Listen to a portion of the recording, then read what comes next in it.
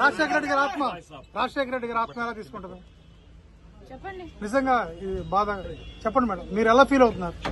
అమ్మ ఎలా ఫీల్ అవుతుంది, నాన్న ఎలా ఫీల్ అవుతాడు ఈ సంఘటన చూసి? ఆయన ఆత్మ శోభిస్తూనే ఉంటది, అమ్మ కూడా బాధపడతారు. ఈరోజు రాజశేఖర రెడ్డి బిడ్డ పోరాటం చేస్తుందంటే ఎందుకోసం చేస్తుంది?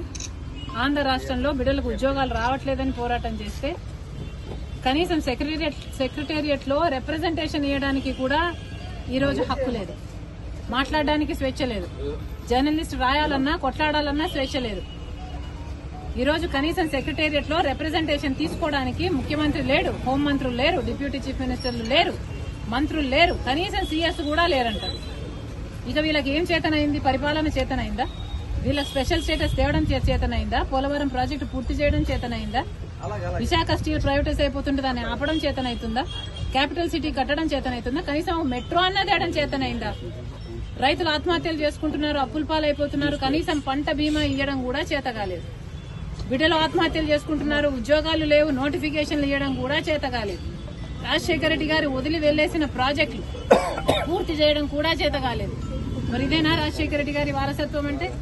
ఆలోచన చేయాలి. ప్రజల కోసం కొట్లాడుతున్నాం మేము. ఈ రోజు కనీసం కనికరం లేకుండా, మహిళలను చూడకుండా రాత్రి నన్ను పార్టీ ఆఫీస్ లోనే ఉండేటట్టు చేశారు. ఇది పాపం కదా? ఒక ఆడపిల్లని ఇలా చేయడం పాపం కదా? పాపమే.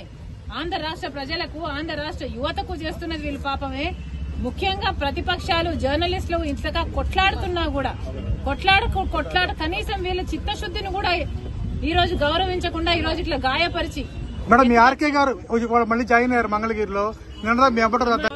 అబౌట్ స్టూడెంట్స్ ఈ రోజు యువత గురించి మాట్లాడదాం. రేపు రండి, రేపు అడగండి, రేపు చెప్తాం.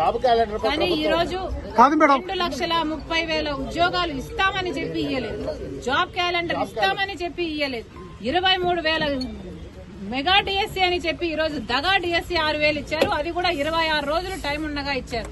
పిల్లలు ఎలా ప్రిపేర్ అవ్వాలి? అసలు ఈ ప్రభుత్వానికి మనసే లేదు.